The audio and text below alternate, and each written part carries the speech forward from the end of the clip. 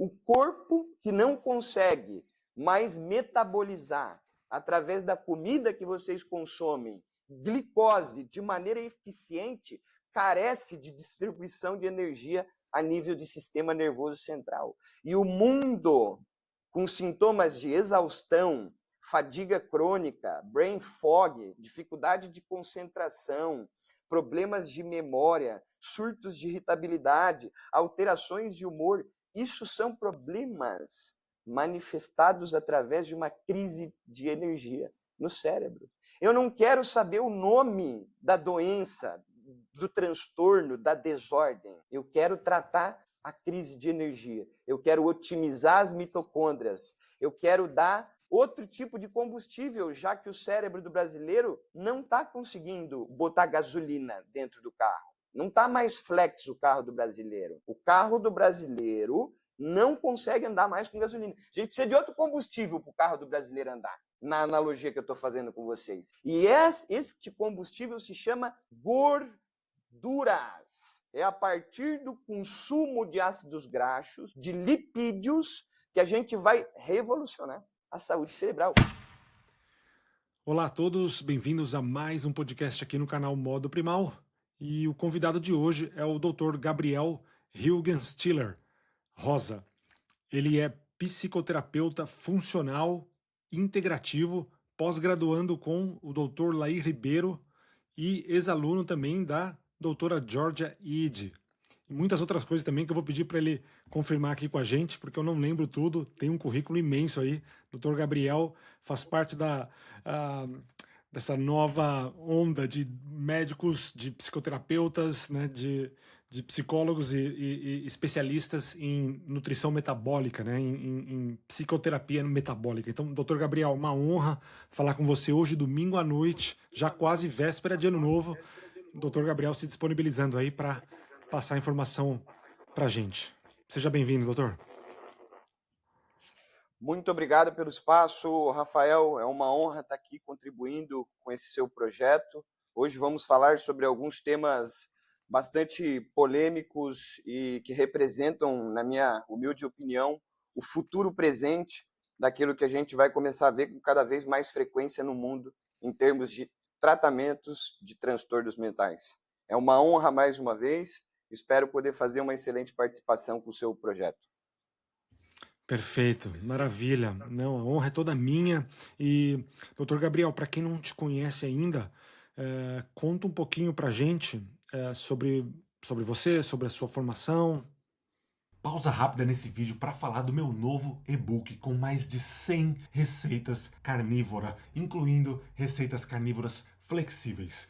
Esse é um compilado com todas as receitas que eu venho testando nesses últimos meses sobre dieta carnívora e toda a minha experiência como chefe de cozinha há mais de 10 anos. Tem dicas de café da manhã, almoço, jantar, pizza carnívora, hambúrguer carnívoro, sanduíche carnívoro, sobremesa, tem lasanha, tem costela, tem frango, tem músculo, tem muita coisa boa, gente. É uma loucura esse e-book para você nunca mais ter dificuldade na sua dieta carnívora. São mais de 100 receitas carnívoras feitas para você. Então, se você quiser saber mais, é só clicar no link aqui abaixo desse vídeo. Continue assistindo o episódio.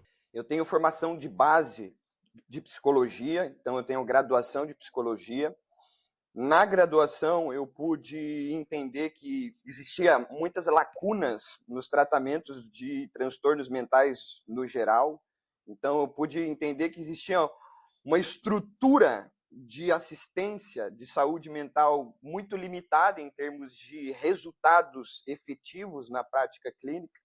Eu não conseguia ver resultados reais. Então, quando a gente vai olhar a robustez clínica dos resultados de um psicoterapeuta, de um psiquiatra convencional, de terapeutas ocupacionais, que são linhas de tratamento para os diagnósticos psiquiátricos, a gente vê que os resultados e os tamanhos de resultados das amostras são muito pequenos, muito baixos, com muitos danos à saúde no longo prazo da pessoa, e aquilo me gerou uma certa angústia muito grande, porque eu sempre tive a motivação de trabalhar com esse nicho para gerar transformação real.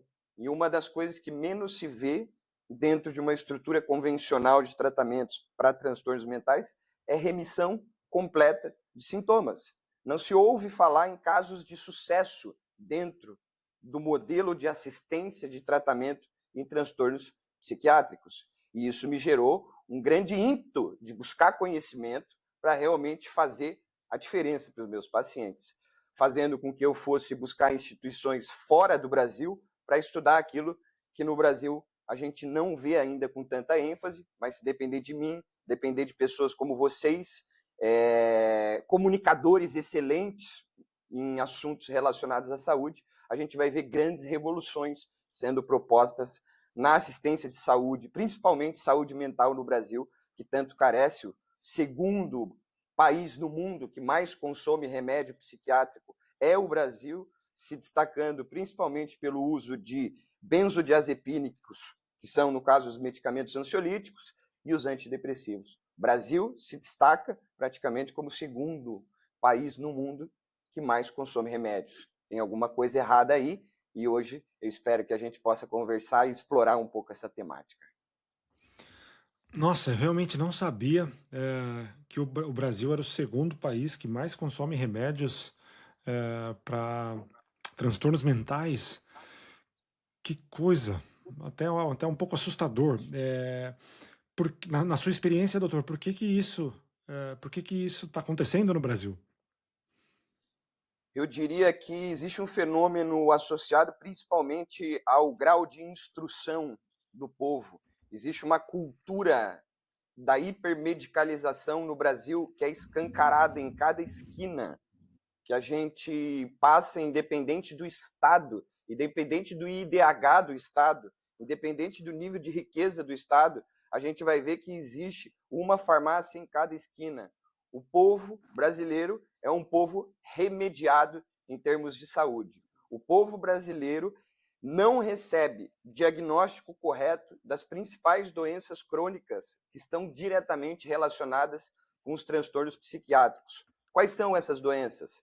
Hipertensão, diabetes, sobrepeso, esteatose hepática não alcoólica, hipotiroidismo. Na grande maioria, os brasileiros não recebem esse diagnóstico. Quando recebem o diagnóstico para essas condições, são mal tratados. Por que eu digo isso? Porque o tratamento não é centrado em causas, e sim em sintomas. Então, a gente vai ver a pessoa tomando um medicamento para baixar a glicemia e continuando a comer 6 vezes no dia alimentos que hiperestimulam a secreção de insulina.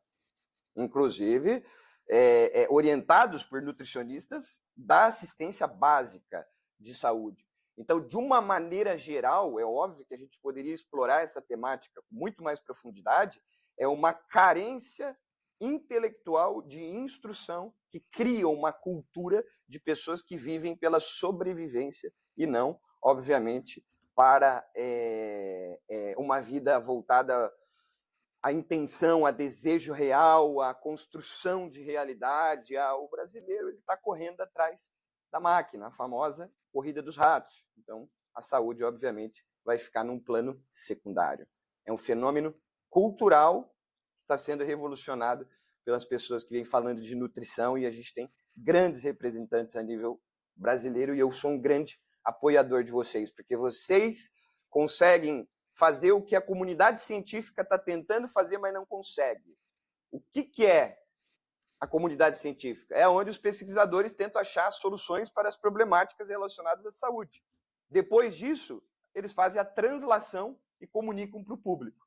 Mas isso demora anos. O próprio sistema de pesquisa está totalmente corrompido.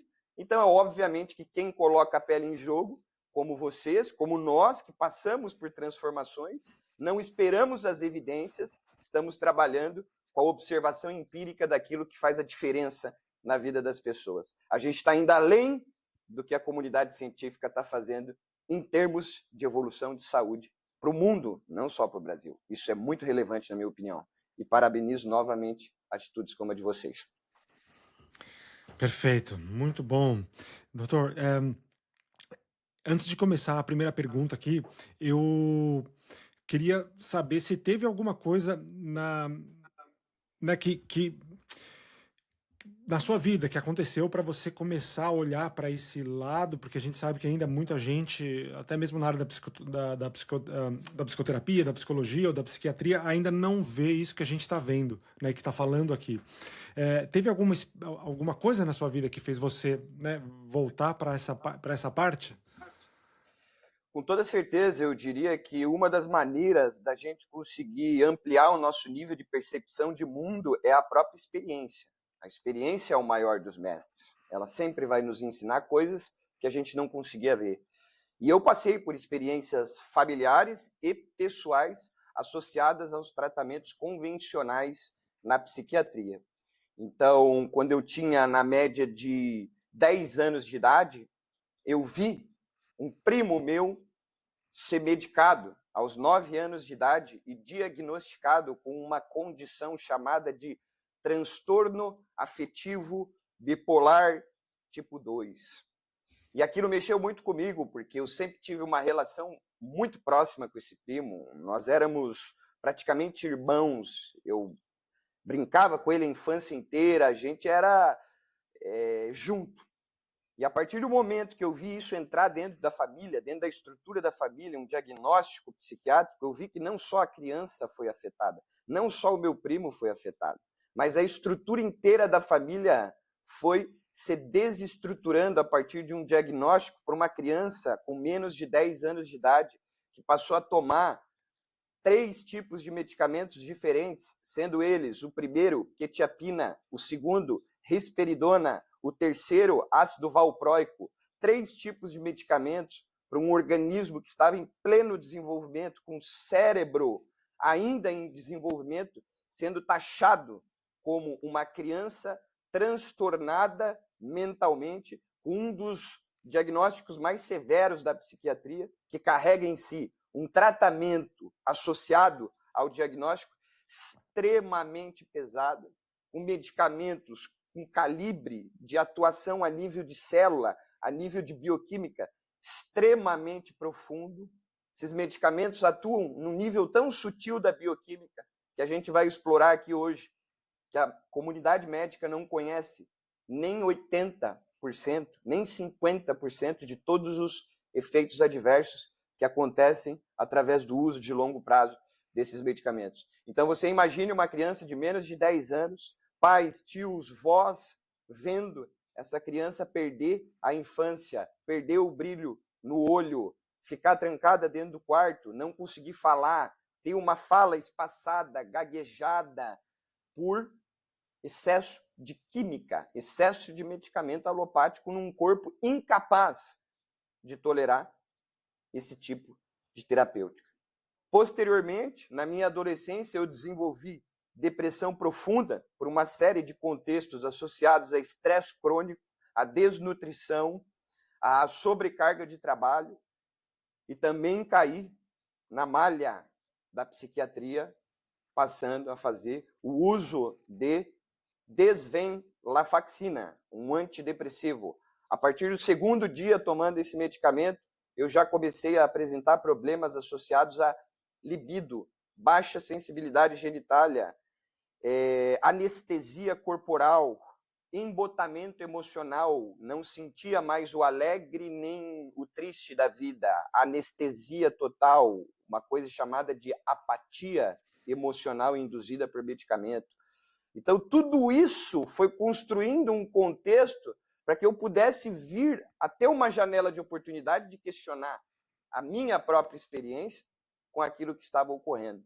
E, obviamente, a partir disso, eu busquei o que é aquilo que eu acabei de explicar que leva o brasileiro a tomar muito medicamento, que é o conhecimento. Através do conhecimento, eu conheci o meu ilustre professor de pós-graduação, não tenho como não citá-lo aqui, Dr. Laí Ribeiro, pai da medicina funcional a nível do Brasil, que está revolucionando toda a área médica e a estrutura de assistência de saúde no Brasil. Através dele, eu pude entender que tudo partia da nutrição.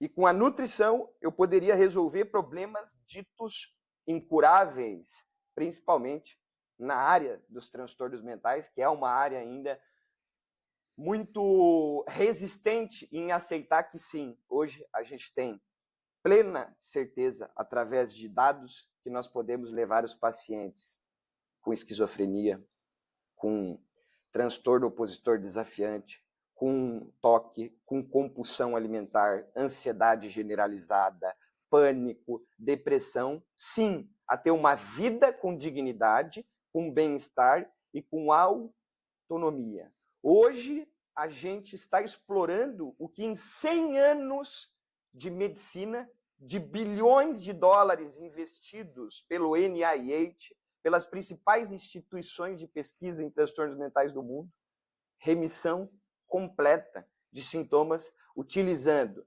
principalmente ajustes na alimentação, simplesmente ajustes na alimentação, utilização de nutracêuticos estratégicos, fazendo com que a gente tenha medidas objetivas para tratar um transtorno mental. Porque enquanto a gente não entender que a mente faz parte de um corpo, o mundo vai continuar aceitando tomar medicamento psiquiátrico. Por quê? Porque não existem testes objetivos, exames sanguíneos, não existe nenhum dado concreto para definir um diagnóstico psiquiátrico, a não ser um dogma, uma idolatria em cima de um dogma científico que, na verdade, não é científico. E um dia o mundo vai cair de joelhos para essa verdade.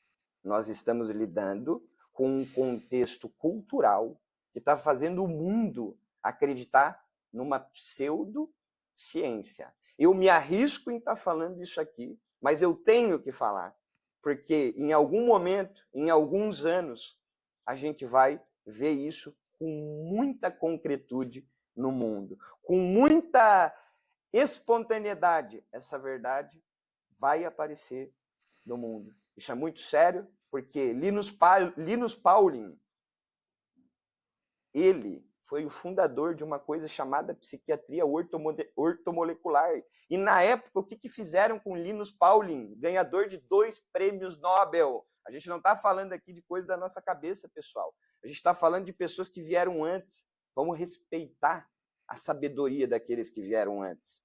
E Linus Pauling, categoricamente, fundou a psiquiatria molecular falando: nós só vamos tratar distúrbios mentais com o equilíbrio bioquímico através da nutrição.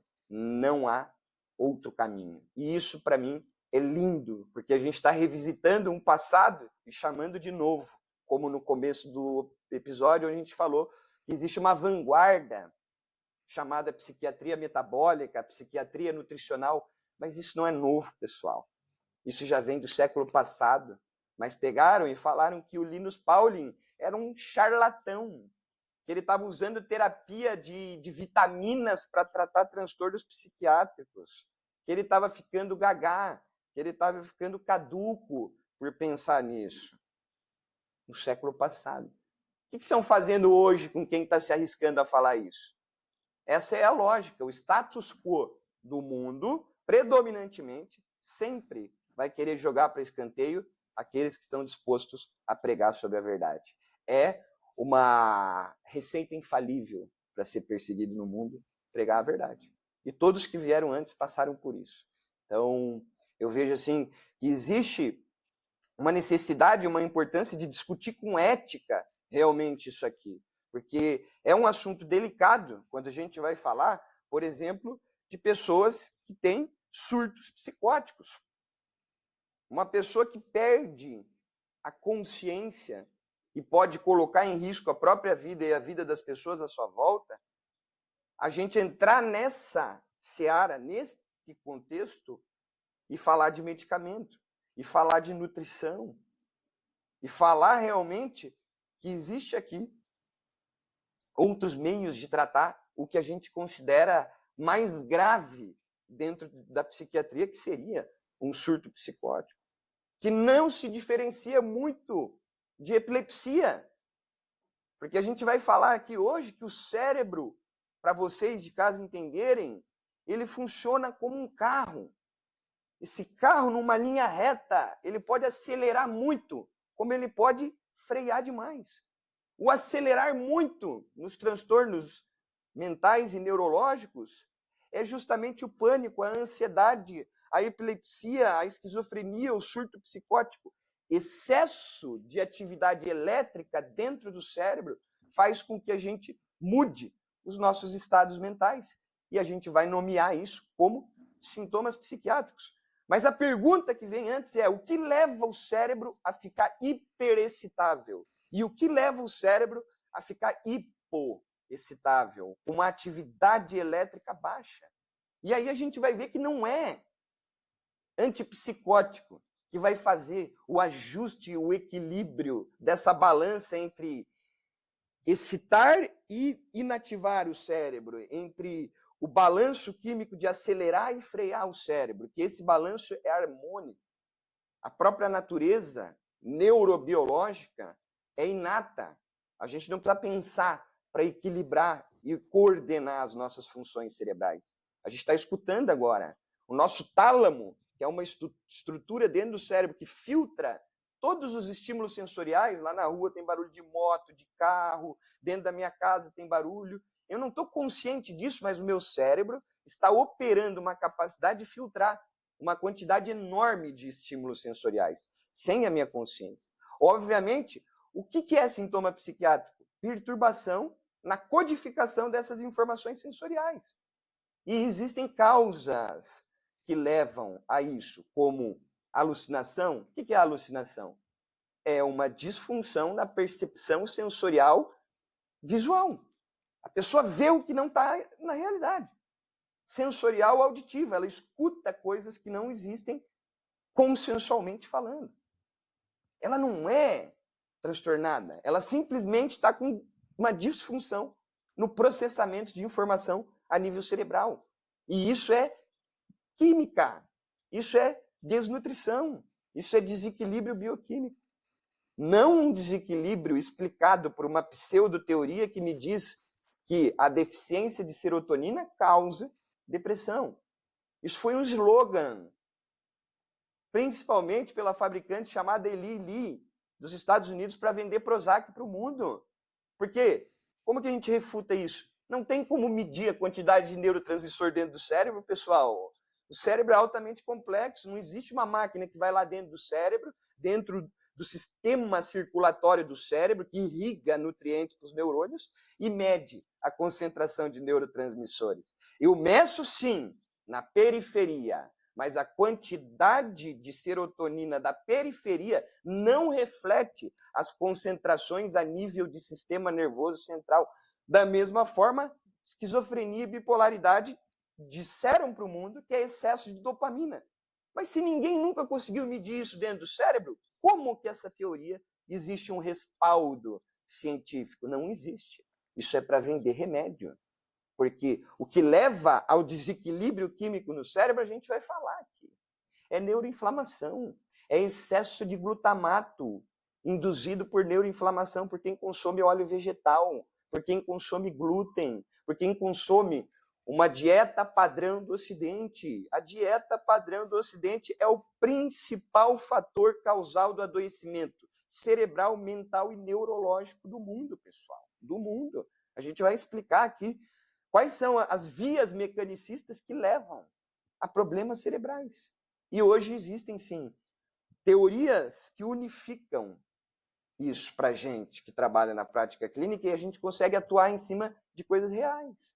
Então, eu sei que depressão, esquizofrenia, bipolaridade, ansiedade tem a ver com disfunção mitocondrial dentro do cérebro, uma crise energética a nível cerebral. Essa crise energética é causada principalmente pelo quê, Gabriel?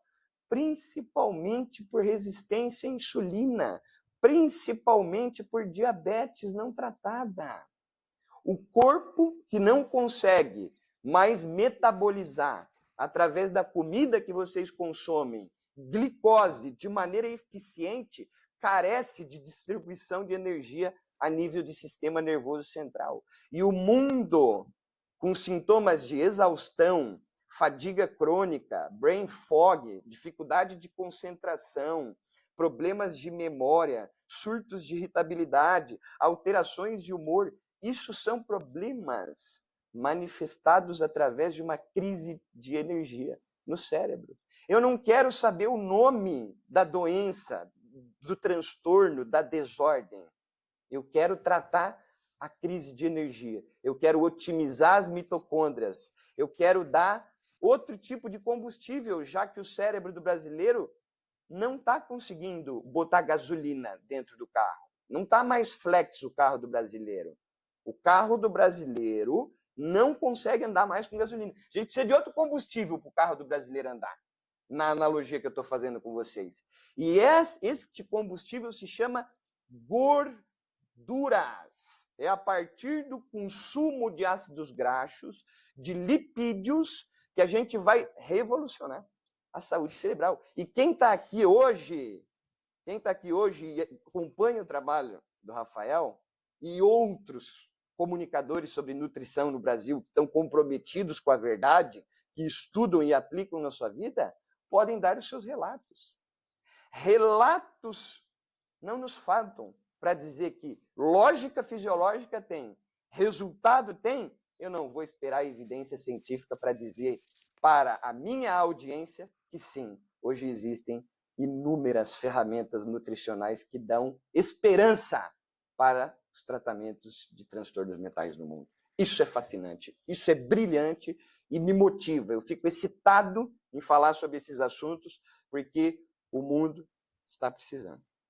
O mundo hoje está presenciando um nível de desespero em relação aos transtornos mentais, o que eu escuto das mães, a pressão que as escolas fazem para medicar as crianças de 10 aninhos, 8 aninhos com Ritalina, as mães mandando áudio desesperadas em hospitais psiquiátricos porque estão amarrando os seus filhos que estão com surtos psicóticos e dando Aldol, risperidona e quetiapina na veia.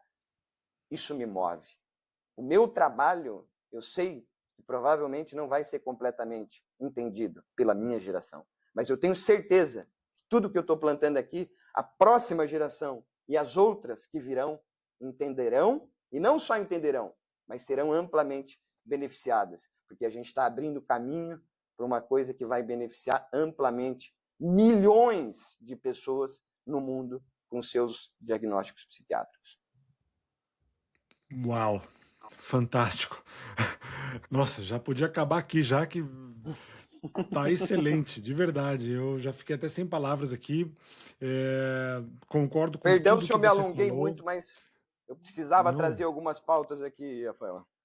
Perfeito, a gente tá aqui para te ouvir mesmo e dá para ver a paixão, né, e essa energia que toma conta, né, de você quando você fala sobre isso mesmo, né? E para mim é uma honra estar podendo participar, né, um pouco disso que está acontecendo, né, dessa informação que tá vindo à tona, né, não apenas para o Brasil agora, mas no mundo todo, assim como você mencionou, que na verdade já existia, então a gente só está revendo coisas que, né, a gente sempre soube, mas que foram ocultas da gente, né, principalmente da nossa geração, da geração dos nossos pais, mas é incrível, muito, fico sem palavras, mas, bom, já que você já, né, começou a falar um pouco da gordura, eu já aproveito o gancho para perguntar, então, do ponto de vista da psicologia funcional integrativa, qual é o papel da gordura no funcionamento do cérebro?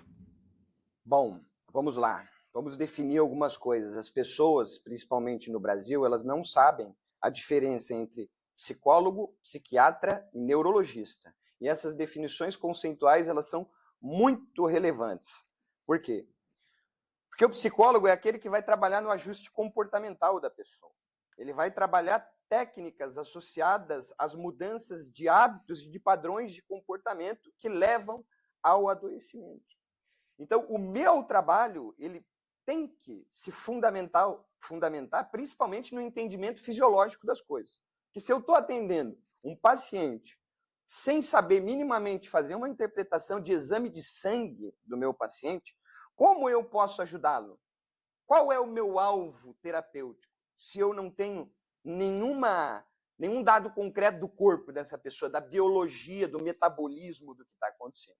E isso explica, grande parte, por que desse meu mergulho intenso, com pós-graduações, cursos fora do Brasil, em relação a estudar nutrição, fisiologia e metabolismo. Porque isso é a base fundamental. É o palco onde a mente atua, é o metabolismo da pessoa. A gente não compreende isso, porque passamos por influências filosóficas ao redor da história da humanidade que desintegraram o ser humano em todas as suas partes constituintes. E a mente e o corpo são coisas que ainda a gente está trabalhando para reconectar, sendo que em culturas orientais, há mais de 8.000 anos, já se prega, obviamente, que a mente é uma atividade elétrica que não reside no corpo, não reside no corpo. A gente não tem como mensurar objetivamente o que é a mente. A gente não acha a mente no laboratório, mas a gente acha um corpo que produz metabólitos, que trabalha com nutrientes, com minerais, com bioquímica, e a partir do entendimento fisiológico de como esse aparato altamente sofisticado funciona, nós conseguimos melhorar a atividade mental do ser humano. Então, dessa maneira, a gente vai trabalhar na prática clínica com o ajuste daquilo que atrapalha. Porque eu vejo e compactuo, e sou um defensor na prática de saúde, de que nós temos que ser simples sem ser simplistas. O que isso significa? Isso significa que eu preciso entender o básico de fisiologia e identificar os obstáculos que estão impedindo o funcionamento normal desse mecanismo fisiológico. E um dos mecanismos que a gente vai entender que está diretamente relacionado com deformações na atividade mental da humanidade é a nutrição.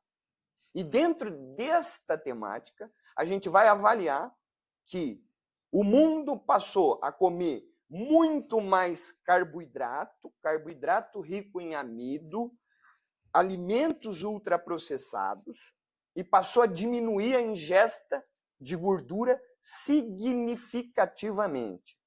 Quais que foram as consequências disso? Porque existe uma coisa que se chama distanciamento histórico. O que é o distanciamento histórico? Se existe uma variável que muda no mundo hoje, a gente só vai saber os reais impactos dessa mudança numa média de 10 a 15 anos depois. E hoje já se passou 10 a 15 anos que o paradigma nutricional do mundo foi modificado e, portanto, por simples observação saindo na rua, sem precisar ser médico, nutricionista, profissional da área da saúde, você, leigo, consegue ver com os seus próprios olhos o que está acontecendo no mundo, olhando principalmente a configuração corporal das pessoas na rua. Não precisamos de artigos científicos para provar o que a gente vê no nosso cotidiano com os nossos próprios olhos, que é um mundo cada vez mais obeso. Um mundo, especialmente no Brasil, onde o transplante hepático é um dos transplantes mais comuns que existe na população brasileira. O que causa problema hepático, pessoal? É a alimentação. Mais de 50% das pessoas que estão na fila do transplante hepático não bebem. Não vem me dizer que é alcoolismo que causa gordura no fígado. É a alimentação. Olha só, e o fígado é o órgão das emoções. Então, quer dizer assim, olha como as coisas vão se conectando. Alimentação, problema hepático. Eu só estou focando num órgão. Baixa ingesta de gordura. Quais são os principais órgãos que sustentam a saúde mental? Intestino, cérebro e coração. São os órgãos cruciais da existência humana. E esses órgãos são os órgãos com a maior atividade elétrica existente em todo o organismo. O intestino é cheio de neurônios, repleto de neurônios. Se eu pudesse cortar o intestino de uma pessoa e planificá-lo, ele seria do tamanho de uma quadra de tênis, mais ou menos. E em toda a superfície dos intestinos existem neurônios, células constituídas de colesterol, ácidos graxos, gordura. Olha o tamanho. Imaginem a demanda de gordura. Intestino. Coração é um músculo faminto por gordura. Faminto por gordura. Por quê? Porque órgãos que são órgãos elétricos são altamente dependentes de gordura para funcionar. Quais são os principais órgãos elétricos? Cérebro, coração, intestino e olhos. Vou contar uma curiosidade, a minha avó cresceu na beira da praia, caiçara, comendo muito peixe. E aí toda vez que a gente se reúne em família, ela fica super feliz de reunir os netos para comer peixe. Ela come e se delicia comendo os olhos do peixe. E ela fala assim, os antigos comiam muitos comiam olhos de peixe. Por quê? Porque está riquíssimo em ômega 3 aquele olho do peixe. O leite materno é praticamente constituído de gordura, colesterol e proteína. O cérebro no feto, ele é constituído de colesterol e proteína. Por quê, pessoal? Vou explicar muito pedagogicamente para vocês, muito pedagogicamente o que está acontecendo no mundo. Teu corpo é uma estrutura, não é? Cabelo é uma estrutura, mãos, dedos, peles, pelos, tudo isso não é estrutura? O que dá estrutura?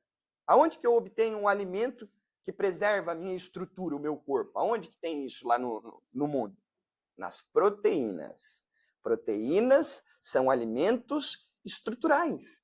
Se você não come proteína, a sua estrutura se desintegra. Basta ver o que acontece com um vegano depois de 20 anos de veganismo. A estrutura anatômica se desintegra, porque não tem a proteína para garantir a conectividade celular adequada para os tecidos se manterem íntegros. E aonde na natureza, Gabriel, a gente acha energia? Tu falou de estrutura, tudo bem? Mas a energia a gente encontra onde? Basicamente em 2 macronutrientes. Primeiro, carboidrato, glicose. Segundo, gordura. Não existe outra fonte de obtenção de energia para o corpo humano que não seja através de gordura e carboidrato. Quando eu entendo essa lógica simples, eu vou olhar assim, o que aconteceu no mundo? Cortou gordura, aumentou carboidrato, está todo mundo obeso, diabético, tomando cada vez mais remédio psiquiátrico, recebendo cada vez mais diagnóstico, a prevalência de bipolaridade, depressão, esquizofrenia, toque no mundo aumentou paralelamente e coincidentemente ou não com o baixo consumo de gorduras. E aí a gente está diante aqui de uma associação que para os catedráticos, cartesianos, cientistas, vão dizer que não existem evidências. Mas eu digo que a boa medicina, a boa prática em saúde, trata o ser humano antes da evidência. Essa, para mim, é o ápice da sofisticação em termos de assistência de saúde, principalmente nos transtornos psiquiátricos. Porque para isso chegar lá na esfera da psiquiatria, vai demorar. Se os endócrinos não estão aceitando essa verdade, os endócrinos que trabalham com hormônios, que não sabem o que é insulina, que não pedem insulina no exame para avaliar se a pessoa está ou não com um problema de resistência insulínica, que demora, na média, de 13 anos para aparecer. Então, olha como as coisas se conectam do nosso podcast hoje.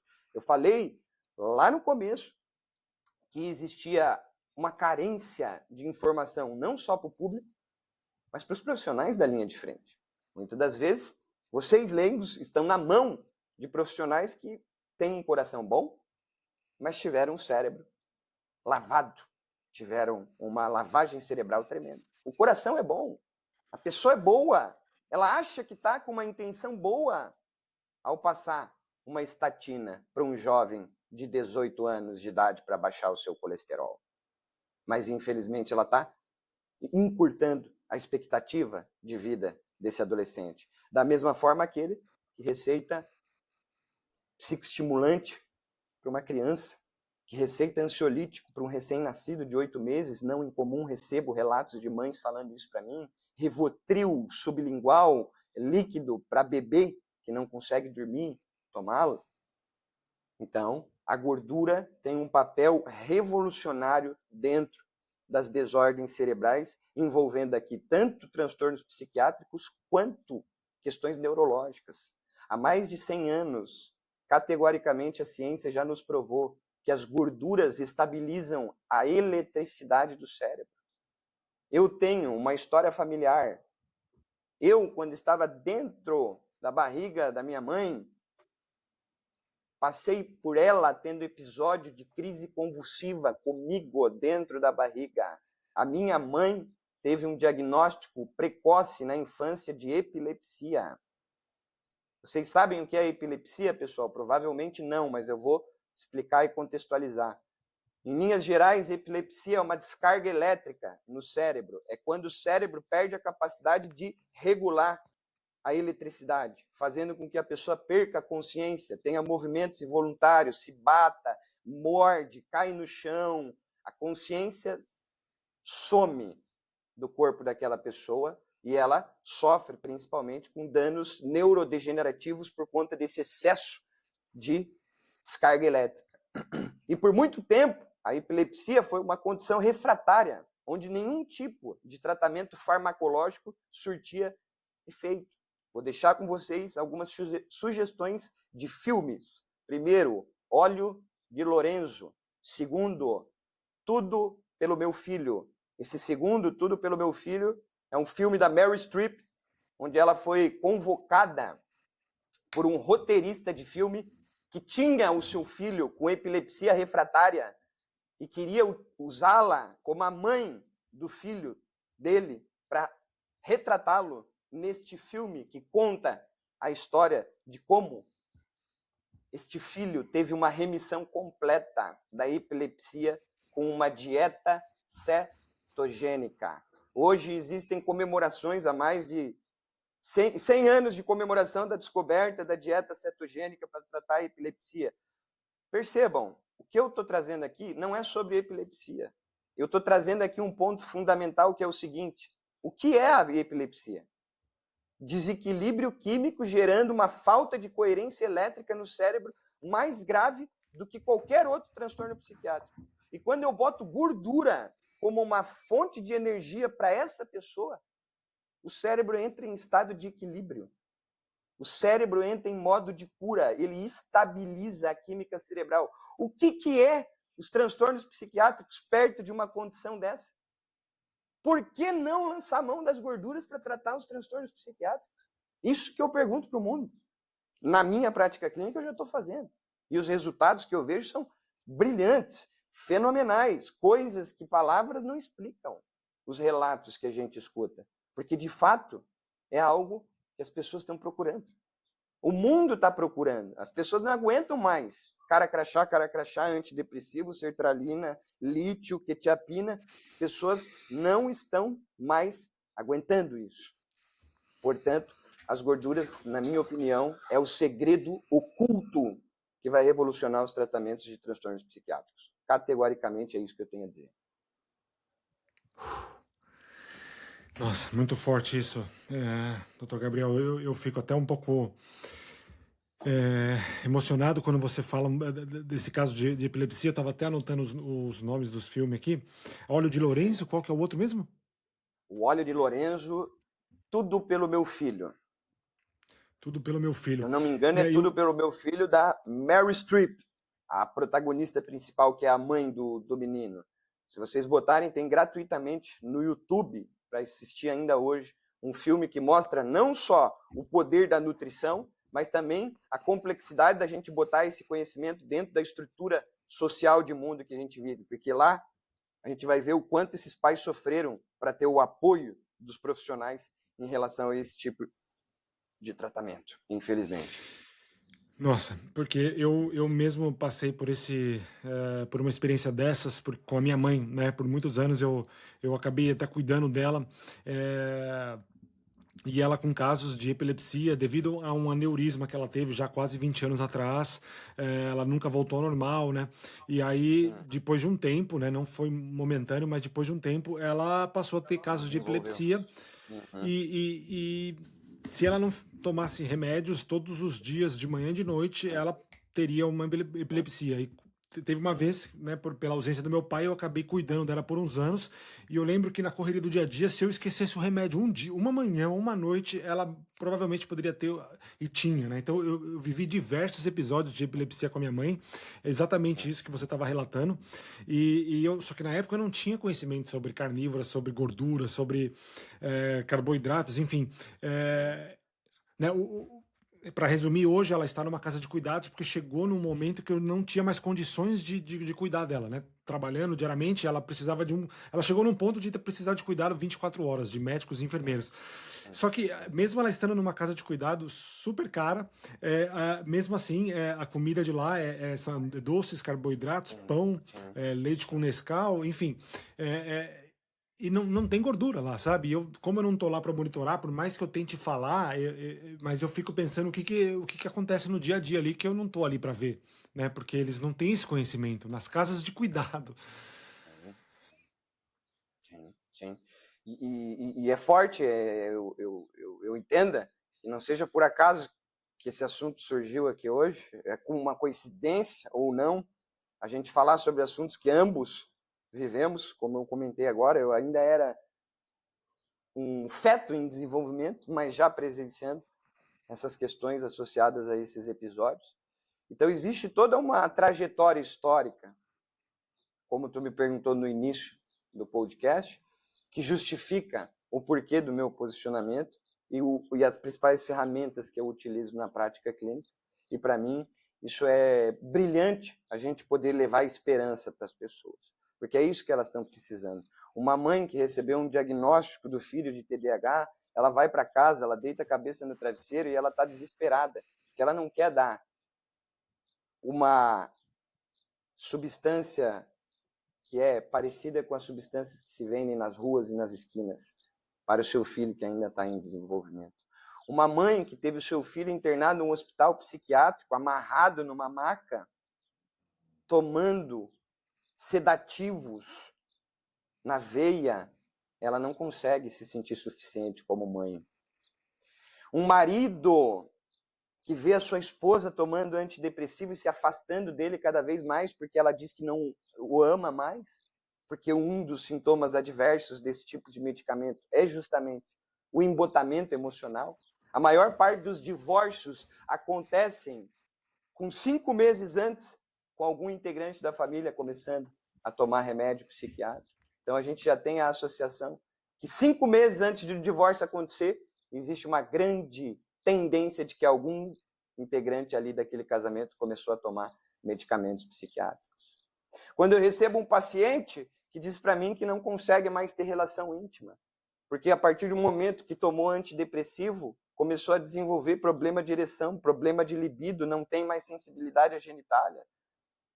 Quando eu vejo um jovem que foi ao longo da vida trabalhador, dedicado, sempre amou o seu cotidiano e o seu trabalho, falando para mim que não tem mais vontade de existir e que tudo isso começou depois dele passar a tomar antidepressivos e remédios psiquiátricos. Existe alguma coisa acontecendo e a gente precisa olhar para isso, porque eu que estou na linha de frente, eu consigo ver que o que ocorre com as pessoas que entram dentro da psicofarmacologia é o seguinte: toda e qualquer característica da natureza humana é anulada. O que são as características da natureza humana? Criatividade. A criatividade que fez o mundo, fez Beethoven fazer as suas músicas, que Bach fazia as partituras musicais que a gente escuta até hoje, os monumentos arquitetônicos no mundo, as invenções que foram feitas. Isso é criatividade. O cérebro tem uma capacidade limitada de criar coisas, mas para essas pessoas, infelizmente, essa característica humana é extremamente limitada. O desejo de comer, o desejo de ter relação íntima, a facilidade de dormir, o engajamento com a vida, a contribuição para a sociedade, tudo isso se perde. Então, o que está se perdendo na verdade? O que está se perdendo na verdade, pessoal? Olhando isso que eu estou falando. A essência humana.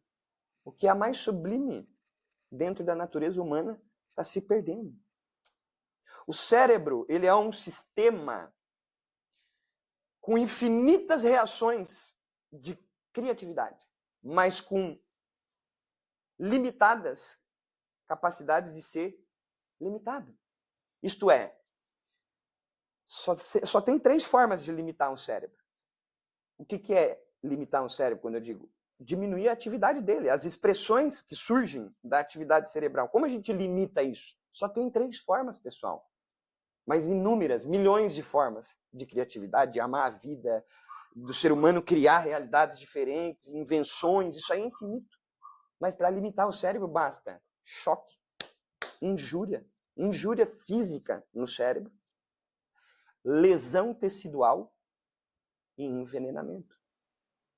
As 3 formas de limitar a atividade cerebral da humanidade é através de injúria física, lesão tecidual e envenenamento químico. Ao longo da história dos tratamentos em saúde mental, eu vou falar para vocês o que aconteceu à utilização desses 3 métodos, começando primeiro com lobotomia.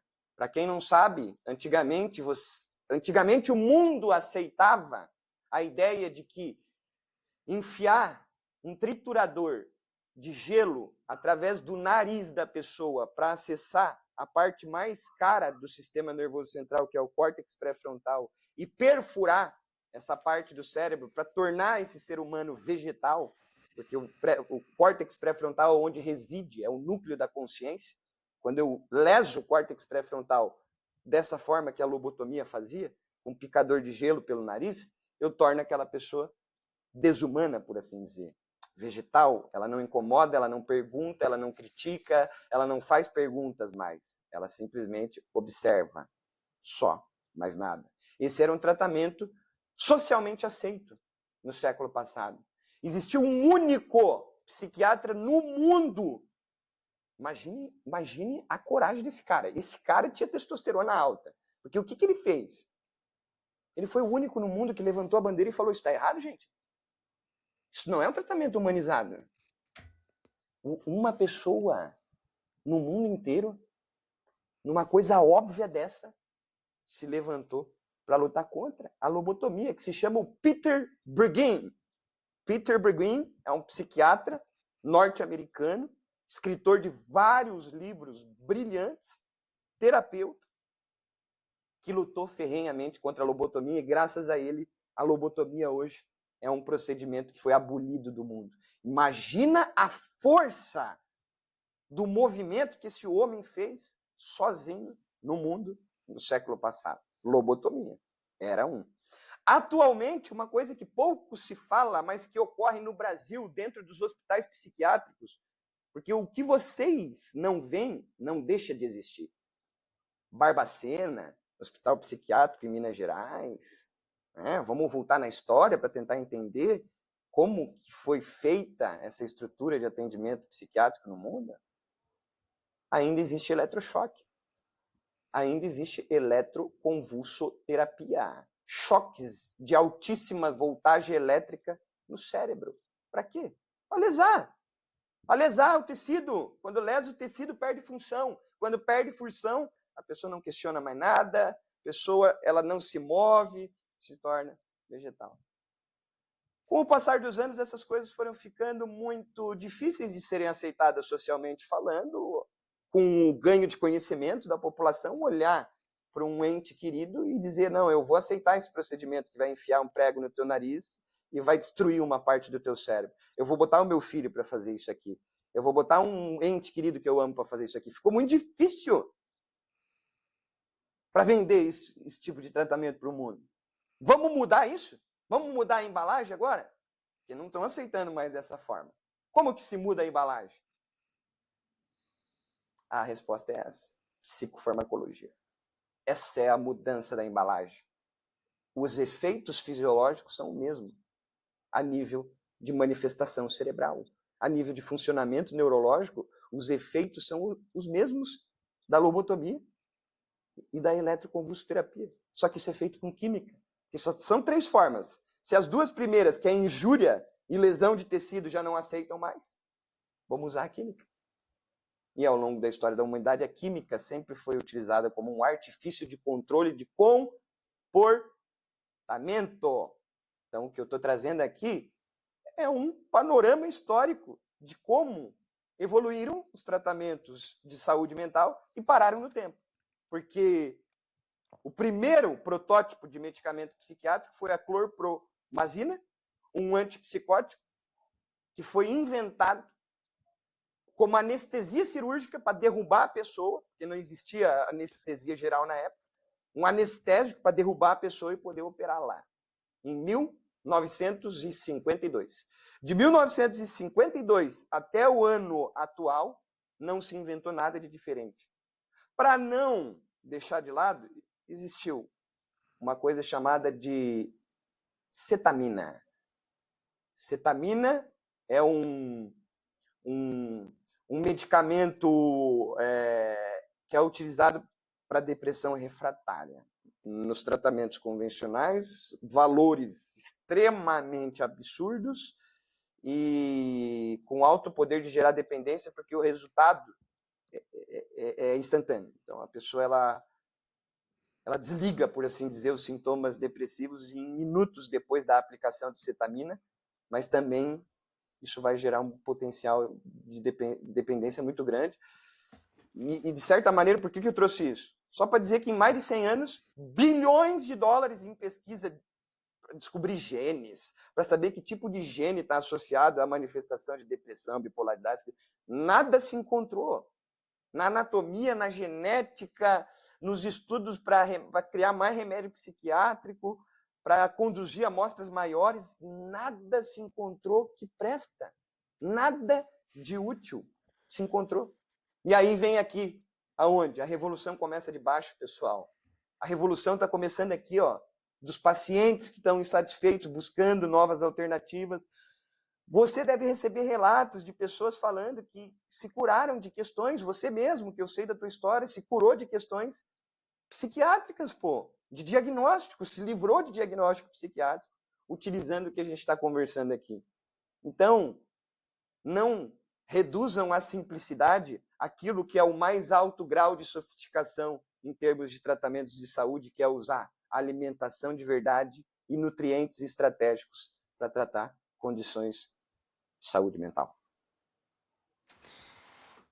Nossa, eu fico horrorizado aqui com toda a sua fala, de certos momentos como esse da lobotomia, como esse de choques, como esse de envenenamento, porque eu, ao longo da vida, convivi com amigos que usavam, né, medicamentos para depressão, ansiedade, e eu tive até um amigo também, que por sinal era um amigo muito próximo da época da escola, que depois de ter feito o uso de vários medicamentos para depressão e ansiedade, nunca ter conseguido superar aquilo, ele chegou a fazer tratamento de choque, sabe? Hoje eu tenho pouquíssimo contato com ele, porque eu acabei saindo do Brasil, mas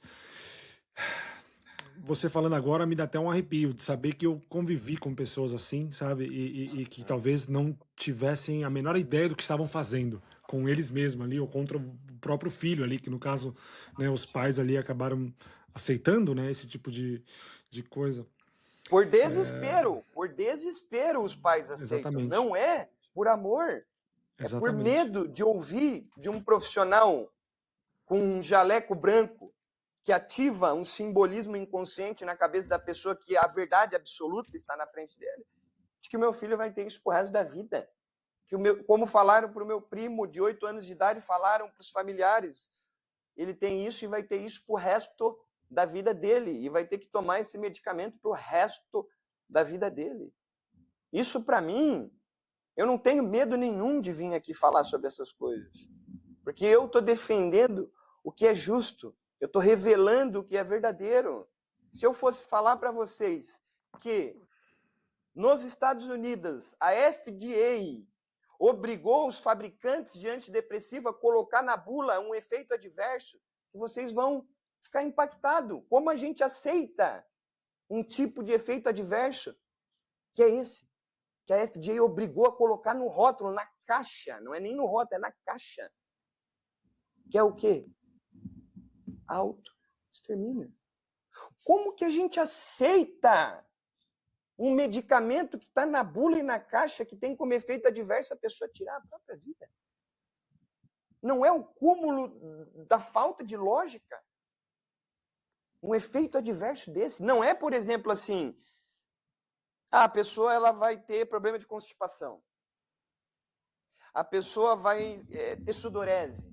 Ou ela vai ter palpitação cardíaca. Não estamos falando dessa magnitude. A gente está falando do final, do que há de mais, uma magnitude mais grave, que é a pessoa tirar a própria vida. Hoje, nos Estados Unidos, com a reforma que está acontecendo lá na saúde, eles estão ferrenhamente discutindo que os massacres e as chacinas que acontecem nas escolas, nas high schools dos Estados Unidos, são orquestrados por pessoas medicadas com remédios psiquiátricos. Os fóruns de justiça dos Estados Unidos, lá é diferente do Brasil, lá tem cientista dentro do fórum, tem neurocientista, tem médicos, legistas, tem todo um aparato científico por trás do julgamento de casos como esses. E quando a gente olha na literatura, a gente vê grandes estudos mostrando que o aumento da violência e da criminalidade tem uma associação com o aumento das prescrições, principalmente de antidepressivos, para adolescente, que é justamente o público que normalmente orquestra esse tipo de massacre nos Estados Unidos, que volta e meia a gente vê circulando nas mídias que isso ocorre. No Brasil também ocorre, mas em menor grau. Só que aí a pergunta que fica é a seguinte: que tipo de problemáticas sociais que estão sendo causadas pela hipermedicalização que a gente ainda não conseguiu estabelecer associação? Corrupção, crime, violência doméstica, abusos de diferentes gêneros. Será que não existe uma associação? Já que a mente é perturbada, o modo de funcionamento do cérebro, a partir do momento que eu introduzo uma molécula que não existe lá dentro, o cérebro vai ter que compensar isso. E o cérebro é complexo, são 86 bilhões de neurônios. Cada neurônio faz conexão com uma média de 10 mil outros neurônios. Portanto, a gente está falando aqui de uma complexidade de funcionamento cerebral de trilhões de conexões. Quando eu boto uma molécula dentro desse sistema complexo, ele vai sair do seu estado de funcionamento normal e vai ter que se adaptar. E é nessa adaptação que surgem o que eles chamam de efeito adverso, que na minha opinião não é efeito adverso, é o efeito primário da substância. É uma manipulação psicológica que fizeram com o povo, essa história de efeito adverso. Não é o efeito adverso, é o efeito primário. Porque é uma molécula que tem uma configuração que afeta o modo normal de funcionamento químico do cérebro. Portanto, não é um efeito secundário, é um efeito que vem primariamente. E aí isso vai trazendo a gente para a necessidade de rever as coisas com ética. Eu quero deixar muito claro para todo mundo que toma remédio, que está vendo esse podcast, de que vocês estão expressamente proibidos e não orientados a parar de tomar seus medicamentos psiquiátricos do dia para a noite e sem acompanhamento profissional. Esses casos em que as pessoas fazem isso, elas correm um risco absurdo de atentarem contra as próprias vidas e terem recaídas muito severas, retirando uma concentração de X do dia para a noite, zerando completamente aquela química. O cérebro passa por profundas transformações químicas e eu, que trabalho especificamente fazendo redução gradual de medicamentos psiquiátricos, sei que isso deve ser feito gradualmente, com farmácias de manipulação, com dosagens específicas, fazendo cortes de dosagens que levam, às vezes, pacientes a ficar 12 meses num plano de tratamento para eliminar por completo os seus medicamentos. Por quê? Porque existe a possibilidade de lesão a nível de tecido cerebral, tirar a molécula do dia para a noite. Ou seja, a capacidade dos receptores daquela molécula de fazer o down regulation e o up regulation, ou seja, um receptor, quando está muito saturado, ele tem um sistema econômico dentro do cérebro. Então, se tem muita substância, eu vou diminuir a sensibilidade do receptor. Se tem pouca substância, eu vou aumentar a sensibilidade daquele receptor para aquela molécula atuar realmente aonde ela deve atuar. Portanto, esse trabalho de recuperar a sensibilidade dos receptores, tanto de serotonina quanto de dopamina, que são as moléculas químicas alvo desse tipo de medicamento, demora. Mas uma coisa é certa, quanto mais gordura, quanto mais cetose, mais fácil fica a retirada dos medicamentos. O que eu vejo é pacientes nutridos conseguindo tirar medicamentos de 20 anos de consumo em 1 mês e meio. Imagina a alegria de uma pessoa que passou 20 anos tomando desvenlafaxina, trazodona para dormir e outros tipos de medicamento. Em 1 mês e meio está se sentindo como nunca antes se sentiu na vida sem medicamento. É para isso que a gente trabalha. Acredito que também é o que te move em relação ao teu trabalho, ao teu projeto. E eu vejo que hoje a gente tem formas de comunicar isso para o público muito eficientes. E é o que a gente está fazendo aqui. E, mais uma vez, eu agradeço imensamente o seu convite de estar aqui podendo contribuir com a sua audiência. É um prazer. Uau!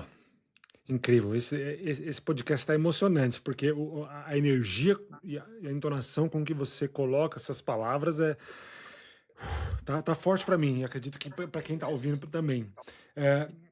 Doutor, só para deixar claro aqui, para quem está assistindo esse podcast pela primeira vez, quando a gente fala de gordura, que tipo de gordura seria essa? Qual que é a melhor e quais são as diferenças entre elas? Perfeito.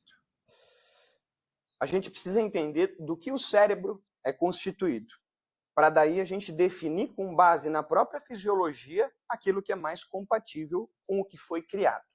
Né? Então, quando a gente olha a estrutura cerebral, a gente vai ver que mais de 25% da constituição cerebral é feita de gordura saturada. 25% do cérebro é feito de gordura saturada. O cérebro é 2% do peso corporal e acumula grande concentração de todo o colesterol que existe no corpo. Colesterol não é gordura. Vamos ter que desmistificar isso aqui, porque inclusive muitos profissionais que estão aqui não entendem que colesterol não é uma molécula estruturalmente química de gordura. É um álcool.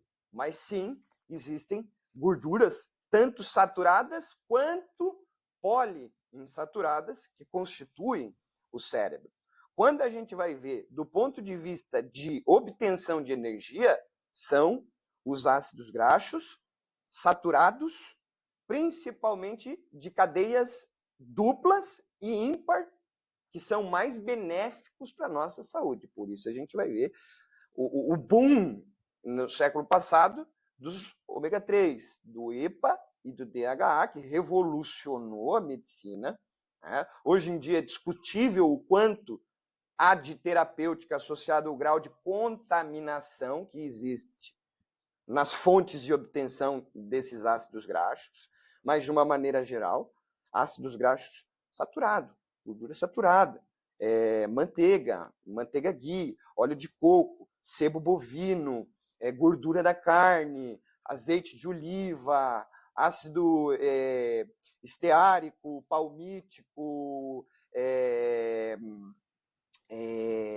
cáprico, capróico, caprílico, são todos ácidos graxos saturados, extremamente benéficos para a nossa saúde. Por que a gente fala dessa definição de gordura? Porque é importante entender qual é a gordura que faz mal. Agora a gente definiu a gordura que faz bem. A gordura que faz mal, não só para o coração, não só para o pâncreas, é a gordura dos óleos vegetais. A gordura hidrogenada, aquela que não existe na natureza, aquela que é extraída, passa por processos químicos com uso de solventes. Existe uma Big Tech, a empresa responsável pela biotecnologia no mundo, é uma empresa que sustenta o amplo consumo de óleos vegetais e gorduras hidrogenadas no mundo. Do ponto de vista de saúde cerebral, esses óleos têm ações psicotrópicas. Eu costumo dizer que óleos vegetais de canola, de algodão, de milho, de soja, gordura hidrogenada, são moléculas com ação no sistema nervoso central. Eu vejo muitas pessoas falando dos danos a nível metabólico dessas gorduras. Então, aumento de diabetes, de obesidade, de hipertensão arterial, problemas metabólicos, ok. Mas e quem vai levantar para falar que esse tipo de gordura causa transtorno psiquiátrico pelo excesso de oxidação nos neurônios? Quem é que vai falar isso? Alguém tem que falar.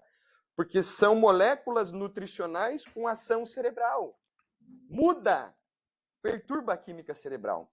As coisas que são encontradas no mercado. No carrinho das pessoas, do brasileiro médio, a gente encontra isso. São drogas psicotrópicas, é isso que eu estou falando, em linhas gerais, de forma categórica. São medicamentos que atuam perturbando a química cerebral. Os óleos vegetais. Esse tipo de gordura. Doutor, como que a gente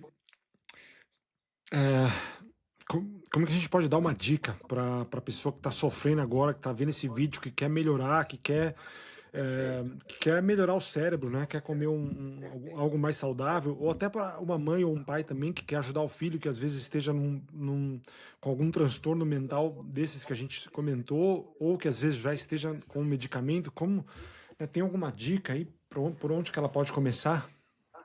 Pessoal, olha só essa informação. 55% de vocês que estão assistindo esse vídeo agora não estão inscritos no canal. E às vezes aquele vídeo que você não viu tinha toda a informação que você estava procurando. Então, certifique-se que você está inscrito no canal e ative as notificações para receber todo o nosso conteúdo em primeira mão. Se inscreva no canal e continue assistindo.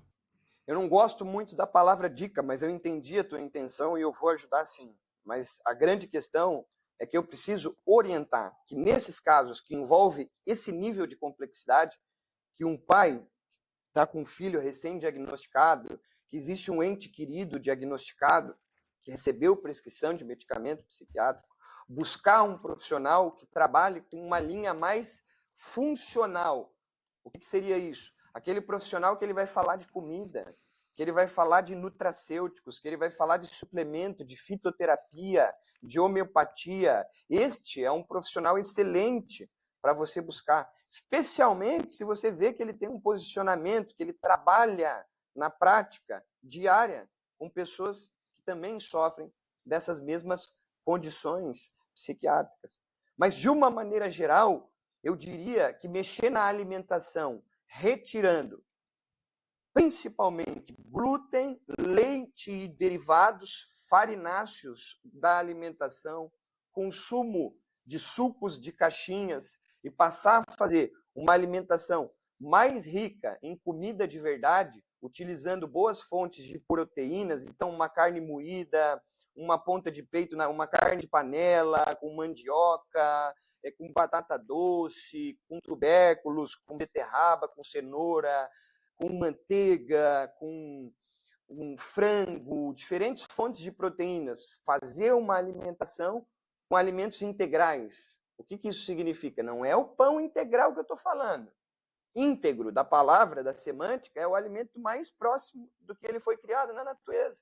Então, se você puder fazer isso, porque eu vejo que dentro de uma família que tem um filho que recebeu um diagnóstico psiquiátrico, não é só o filho que está adoecido mentalmente, é a dinâmica, é a estrutura. Os pais não cuidam da alimentação, os pais bebem álcool, os pais têm sobrepeso. Então, uma dica também para complementar isso aqui é: pais, mães, vocês que vivem com pessoas que estão adoecidas do ponto de vista mental, se cuidem. Essa história de mudar o outro sem mudar a si mesmo não funciona. Não é por amor que você está querendo ajudar essa pessoa. É por medo. E por medo não vai funcionar. Você primeiro precisa passar pelo rio, para depois dizer como é passar por esse rio. Ah, então, essa é uma dica fundamental. Usar altas doses de DHA. Uma boa fonte de DHA, especialmente DHA. Vocês vão encontrar isso com o nome de ômega 3, mas tem os ômega 3 que tem alta concentração de DHA. Eu quero DHA porque DHA passa a barreira hematocefálica e entra dentro do cérebro. Então, de 6 a 9 gramas por dia de DHA. Isso vai fazer uma revolução no cérebro, na vida da pessoa. Aumentar o consumo de gordura, e para isso vocês precisam se educar. Porque comer gordura é olhar para a gordura como nutriente, como alimento. Eu vou fazer uma refeição e eu vou botar 3 colheres de manteiga em cima do meu alimento. Eu preciso olhar para a gordura não como uma forma de preparar o alimento, como um nutriente. Da mesma forma, eu preciso olhar para o sal não como um tempero, mas como um alimento. Pessoal, eu particularmente consumo por semana mais de 1 quilo de manteiga. Se eu for calcular o quanto de sal integral eu utilizo no mês inteiro, passa de 1 quilo de sal, porque eu uso isso como alimento. E quando eu estou num dia de trabalho, por exemplo, que eu comi pouca gordura no dia e consumi pouco sal, eu me sinto mais fadigado, eu me sinto mais cansado, mais letárgico, vem vontade de comer carboidrato, vem vontade de comer coisa doce. Porque a forma de se blindar nutricionalmente falando é essa. Aumentar bastante o consumo de gordura. E para isso é jogar 3, 4 colheres de manteiga em cima do teu prato de carne com mandioca. Presta atenção, pessoal. A indústria soube disso. Eles botaram gordura nos produtos deles, porque senão vocês não comeriam. Tudo que não tem gordura é isopor. Para você entender de forma simples. Tira a gordura de um chips, tu não vai comer chips, é isopor puro. Tira a gordura de uma bolacha recheada, tu não vai conseguir comer. Vai empapar na boca, porque não vai ser palatável. A indústria botou a gordura ali, porque gordura torna o seu alimento prazeroso de comer. É uma química no teu corpo, quando tu aprende a dar gordura para ele se sacia de uma maneira, parece mágica. Tu sente, parece a gordura entrando lá na célula, indo lá na mitocôndria, virando acetil-CoA, girando o ciclo de Krebs, produzindo energia. Tu parece que sente isso. Azeite de oliva, um bom azeite de oliva envasado fora do Brasil. Calibrar de azeite de oliva. Carnes gordurosas. Buscar fonte de nutrição com gordura, assim mesmo, não é exagero não. Pegar e ali abrir a manteiga e dar uma mordida de manteiga. Não tem problema nenhum fazer isso, pessoal. Não vai matar, não vai entupir a artéria. Se fosse assim, então eu, com mais de 1 quilo de consumo por semana de manteiga, eu já estaria infartado. Pele melhora, cabelo melhora, libido melhora, sono melhora, humor melhora, disposição, tudo. Mas tem que se reeducar. Porque aos olhos de quem não come gordura, quando ouve alguém falar em dar uma mordida num tablete de manteiga, acha exagero. Mas é esse exagero que a gente tem que acabar. A gente tem que desprogramar esse olhar que vocês têm em relação à gordura. A gente tem que trazer, fazer amizade de volta com a gordura. Sem gordura, a gente vira um defunto, pessoal. Defunto mesmo. A pele atrofia, tu vai perdendo brilho, vai perdendo tônus vital. Vai ficando igual idoso. Acidifica, fica com cheiro ácido, com a pele opaca, sem brilho, porque não tem a graxa vital da vida, que são as gorduras, a dádiva da vida. E agora, eu aproveito já para anunciar que em pouco tempo, no mundo e no Brasil, vocês verão o novo ácido graxo essencial. Depois de mais de 50 anos da descoberta dos ômega 3, que isso aconteceu no século passado, se descobriu atualmente mais um ácido graxo saturado essencial, que é o C15. O C15 é um ácido graxo saturado com dupla ligação, que tem sido altamente estudado pela Marinha Americana, projetos da Marinha. Então, tem muito dinheiro envolvido em relação ao estudo dos ácidos graxos, principalmente em golfinhos, onde observou o seguinte, olha que legal esse dado, Rafael, não sei se tu já escutou, quero até ouvir a tua opinião. O golfinho nunca teve acesso ao carboidrato, mas tem golfinho que desenvolve as doenças crônicas do ser humano, que desenvolve diabetes. Como que o golfinho que nunca comeu açúcar desenvolve uma doença de caráter metabólico, principalmente de elevação de insulina, que é a diabetes? Ele não come pãozinho integral, pô. Entendeu? Ele não come bolachinha Maria. Como? O que explica o golfinho ter doença humana, sendo que ele não está exposto às mesmas variáveis? E uma grande pesquisadora encontrou deficiência lipídica como uma das causas de doenças crônicas não transmissíveis, pessoal. O que eu estou querendo dizer aqui? Que às vezes não é tanto o consumo do carboidrato, mas é a deficiência da gordura. Isso é uma mudança paradigmática no mundo. Porque está todo mundo apontando para o carboidrato, e eu não estou dizendo que o carboidrato é o mocinho da história, mas eu estou dizendo que talvez o problema central não seja necessariamente a hiperinsulinemia gerada pelo carboidrato, e sim a deficiência de ácidos graxos saturados, tornando o organismo mais vulnerável ao desenvolvimento de desordens metabólicas. Isso é brilhante. Isso vai mudar o conceito nutricional do mundo, porque o que eu estou falando aqui, pessoal, no Brasil, se vocês tiverem 3, 4 pessoas no Instagram e me mandarem alguém falando sobre isso que eu estou falando aqui, eu rasgo meu diploma e eu digo assim, ó, realmente, não tem. Isso é uma informação inovadora. Não é o C15 o milagre da história, mas o C15 está servindo como elo de ligação para uma teoria unificadora, que é a teoria da deficiência lipídica. Esse é o mal do século no mundo. Por quê? Porque pensa comigo, Rafael, todo o nosso corpo ele é estrutura. E toda a estrutura é formada de uma bicamada fosfolipídica. As membranas celulares são formadas de um material que isola o ambiente aquoso do ambiente não aquoso. Eu preciso ter isolante de água e gordura, que as coisas não se misturam.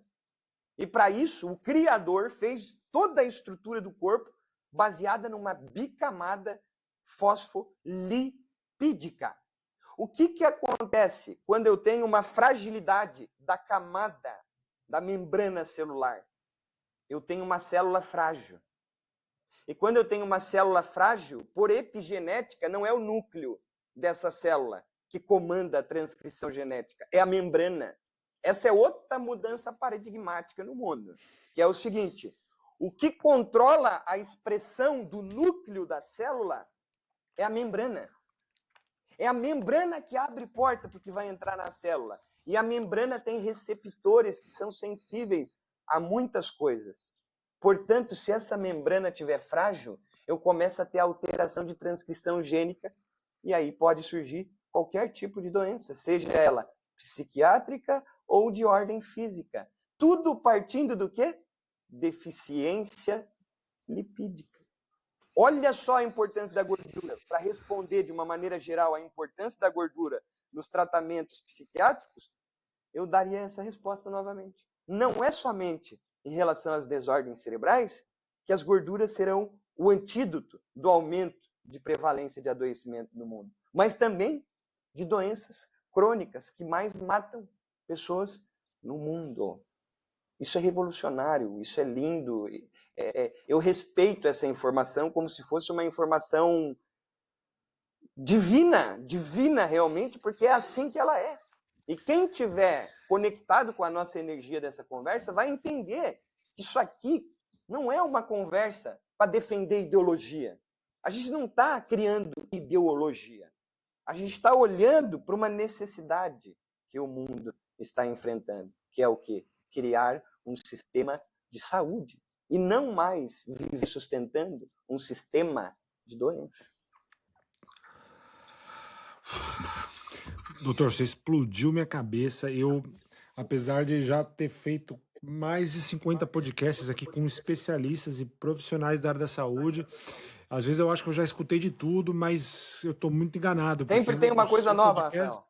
Nossa, você explodiu minha cabeça. Eu vou ter que assistir esse podcast de novo para poder absorver esse conhecimento que você nos passou aqui. Realmente, que insano, de verdade. Quase 1h30 aqui de conteúdo e uau! Obrigado por toda essa sabedoria, essa informação que às vezes a gente fica, sei lá, né? Posso Da tirar uma onde que foto vem aqui pra tanto conhecimento? gente. Posso Claro, tirar uma foto pra gente compartilhar aqui nas nossas mídias por da favor, participação? por favor. Obrigado, meu querido. Vamos fazer ao vivo, porque Incrível. isso aqui é tudo espontâneo, natural, com a Nossa. maior entrega possível que vocês podem ver. Mais uma vez, parabenizar o projeto do Rafael. Como eu disse, a revolução vai vir, está acontecendo e vai aumentar cada vez mais debaixo.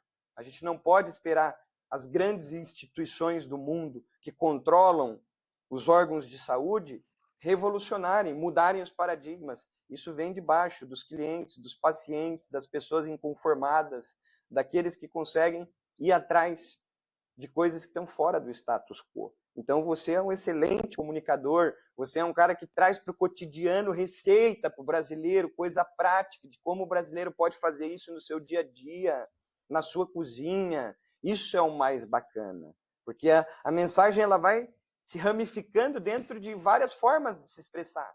A minha mensagem não é uma mensagem tão prática quanto a tua, porque eu preciso ir mais no paradigma, eu preciso ir mais na estrutura da coisa. Você já está na parte prática, e isso o brasileiro precisa. O brasileiro precisa saber como colocar essas coisas no cotidiano. O brasileiro precisa saber como ir no mercado fazer uma compra, por exemplo, para ter saúde mental. Tem um carrinho só de remédios para a saúde mental, pessoal. E tem um carrinho só de veneno para a saúde mental. E tem grandes comunicadores hoje no mundo fazendo, inclusive você, esse tipo de trabalho. E eu acho que é nobre, porque muitas das vezes são pessoas que são comunicadores eficientes e que estão estudando por conta própria, de maneira independente, assuntos que muitas das vezes profissionais ditos gabaritados e renomados não possuem nas suas práticas clínicas. São profissionais da área da saúde, inclusive. Então, é bonito. Eu vejo que o nosso trabalho, Rafael, é para a posteridade. Eu não alimento expectativa de mudança de paradigma, de status quo, de modus operandi no mundo enquanto eu estiver vivo, mas eu vou incomodar a estrutura enquanto eu estiver vivo, porque eu tenho certeza que a posteridade vai entender completamente. Já fui censurado por fazer podcast falando exatamente o que eu estou falando aqui para você, tá? Em grandes podcasts, inclusive, sem censura. Por quê? Porque essa é uma informação, pessoal, como eu disse, é de caráter divino. Isso aqui é a inspiração de toda uma vida, de todo um estudo, de toda uma experiência. Eu não tenho como reduzir isso a um paper, pessoal. Gostaria eu de trazer uma meta-análise aqui para vocês, publicada no New England Journal, né? Gostaria de trazer que resumisse tudo isso aqui. Mas vocês nunca vão ver isso no mundo. Desculpa eu quebrar a expectativa de vocês. Nunca verão isso acontecer dentro da pesquisa médica no mundo. A pesquisa médica do mundo está toda corrompida. Eles estudam questões de alimentação com questionário. Eu aplico um questionário numa pessoa para ela lembrar se nos últimos 30 dias ela comeu alguma coisa. Aí, com base nesse questionário, eu crio um guideline dizendo que óleo vegetal, 6 porções de pão, farináceo e frutas durante o dia é a dieta que o mundo deveria comer. É assim que foi definido a nossa diretriz alimentar. Eu já estou me prolongando aqui, Rafael. Gosto de falar, é um espaço onde eu consegui me sintonizar com você, me sentir acolhido, à vontade, para deixar fluir através de mim essas palavras que foram faladas aqui. Eu espero que tenha, de certa forma, agregado o seu público, o seu projeto. E, mais uma vez, obrigado pelo seu convite. Cara, não, foi perfeito. Não se alongou, não. Foi maravilhoso. Eu que agradeço tudo isso que aconteceu agora, que eu estou aqui ainda tentando entender o que aconteceu, porque foi impressionante. Né? Então, Gabriel, como que funciona o seu trabalho hoje? A gente sabe que tem muitas pessoas que precisam de um acompanhamento, que precisam de mais informação, de ter um profissional da saúde. A gente sabe também o quanto é difícil encontrar um profissional como você. Então, conta pra gente como que funciona o seu trabalho, por favor.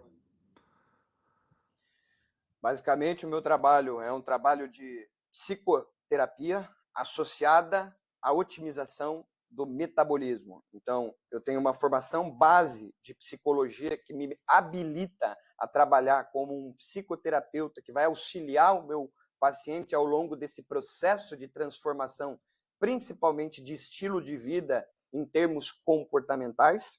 Obviamente, integrando dentro deste tratamento todo esse entendimento fisiológico e metabólico. Portanto, a gente tem uma estrutura de tratamento que parte desde a reprogramação neurolinguística. Então, eu vou trabalhar a parte cognitiva desse meu paciente, as crenças desse meu paciente. A gente não pôde explorar com tanta ênfase esta parte, porque ela é uma parte mais de caráter terapêutico, mas ela é fundamental. A autoimagem de uma pessoa determina grande parte das desordens comportamentais que a gente nomeia como diagnóstico psiquiátrico. Então, toda pessoa que tem compulsão alimentar tem distorção de autoimagem. Enquanto ela não mexer na autoimagem, ela não vai deixar de ter episódios de compulsão. O próprio processo de emagrecimento, que a gente está vendo aí tanta polêmica de canetinhas e não sei o quê, é um processo, em grande parte, metabólico e psicológico. Se eu não trabalho a autoimagem da pessoa obesa, ela emagrece de várias formas, mas depois de pouco tempo ela vai reencontrar novamente todo esse peso, porque aquilo que não se parece com o dono é roubado. Portanto, eu preciso mexer internamente se eu quero alterar o meu ambiente externo. Então, a gente faz esse trabalho de reprogramação mental. Paralelamente a isso, a gente faz a otimização metabólica através de solicitação de exames sanguíneos. A gente vai avaliar todo o painel de insulina, painel lipídico, hormônios, tireoide, perfil de hemograma, para avaliar se essa pessoa está com, por exemplo, uma anemia severa. A gente vai fazer uma leitura bioquímica. Por quê? Porque todo paciente nosso é um paciente único do ponto de vista emocional e principalmente bioquímico. Então, eu preciso ter essas duas leituras na hora de avaliar o meu paciente.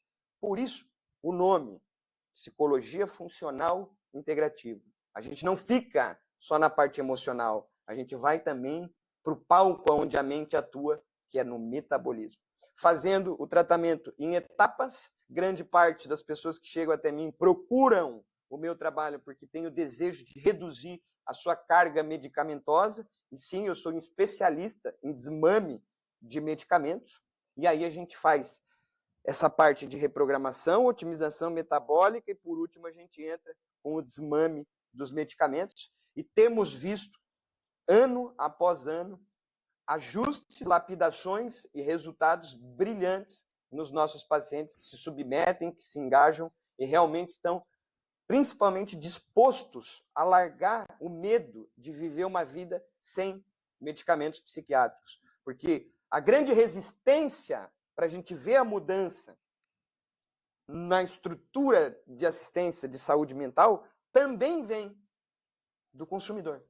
Porque o consumidor escutou repetidas vezes ao longo de décadas e décadas que se ele não tomar o remédio, ele vai surtar e atentar contra a própria vida, que ele passa a ter medo de viver sem o medicamento, e inclusive não só medo, mas ele já não acredita mais na possibilidade de viver uma vida sem medicamentos psiquiátricos. E o meu trabalho vem no ajuste fino de todas essas variáveis, parte emocional, metabólica, para garantir que o meu paciente vai voltar a ser uma pessoa engajada socialmente, que vai contribuir com a sociedade, achando o seu espaço no mundo e se satisfazendo com a sua vida. Porque uma informação que eu não falei aqui, que é muito importante, no mundo inteiro, em diferentes culturas, já se estudou a associação entre aumento de consumo de remédios psiquiátricos concomitantemente com o aumento das despesas em relação à aposentadoria. Pessoas aposentadas, a vida Deixa eu reformular que essa informação é muito importante. o gasto do governo com pessoas que não têm capacidade de trabalhar por algum tipo de limitação de saúde aumenta paralelamente com o aumento de prescrições de remédios psiquiátricos. Isto é, as pessoas estão ficando inabilitadas de conviver socialmente, frutiferamente, como é a definição da própria ONU de saúde. O que é a saúde? Um estado completo de bem-estar, onde a pessoa consegue lidar com os estressores da vida de maneira resiliente e contribuir frutiferamente com a sociedade. Mas não é o que acontece. As duas coisas sobem. A prevalência de pessoas que recebem do governo para ficar em casa tomando remédio aumenta com as prescrições e com os diagnósticos. Então, isso é muito importante. O meu trabalho vem para isso. Porque tem inúmeros pacientes que chegam que estão afastados dos próprios trabalhos, com burnout, com pânico, não conseguem sair de casa. Isto afeta a estrutura social do mundo. Então, o meu trabalho ele extrapola, ele não fica dentro da clínica, ele não fica dentro do atendimento e da consulta. É um trabalho que também tem, sim, como objetivo contribuir com a melhora da nossa sociedade, inclusive em termos econômicos. Porque o que o governo não poderia fazer com esse dinheiro destinado às pessoas que estão inativas, com problemas de saúde física e mental dentro de casa sem conseguir trabalhar? A gente poderia utilizar isso de maneira mais ética, mais produtiva, mais útil. Então, o nosso discurso aqui é um discurso altamente civilizatório, principalmente civilizatório. A gente está falando de uma questão social. E isso casa com o que eu falei. É totalmente um fenômeno social. O Brasil ser um dos países que mais consome remédio no planeta. Totalmente social. E nós estamos mudando isso através da comunicação. Então, o meu trabalho, basicamente, se resume ao ajuste de uma pessoa, não de um diagnóstico, a um ambiente de vida que seja frutífero, saudável e harmônico, envolvendo a parte emocional e metabólica. Perfeito. E estamos junto nessa, doutor Gabriel. Como que o pessoal pode te encontrar? Basicamente, eu só tenho uma única rede de divulgação do meu trabalho, que é o Instagram, @Dr. Hilgenstiller. Talvez o Rafael vai botar isso na descrição aqui do vídeo, o nome é complexo, mas é lá que vocês vão me encontrar diariamente. Inclusive, já dou as boas-vindas para todo mundo que chegar no meu canal. Será uma honra tê-los vocês diariamente na minha programação. Eu vou deixar todos os contatos aqui do Dr. Gabriel na descrição desse vídeo. E, doutor, mais uma vez, obrigado pelo seu tempo, pela generosidade de passar todo esse seu conhecimento aqui, ou melhor, uma parte dele, né? Porque não dá para falar tudo em 1h30, mas, assim, para mim foi uma avalanche de conhecimento positivo e eu tenho certeza que vai ajudar muita gente que está assistindo esse vídeo. Então, parabéns pelo trabalho e obrigado. Obrigado mais uma Tamo vez junto. pelo convite. Foi uma honra, Rafael. Tamo junto. Obrigado, pessoal. Fiquem com Deus. Até o próximo episódio, então. Tchau, tchau.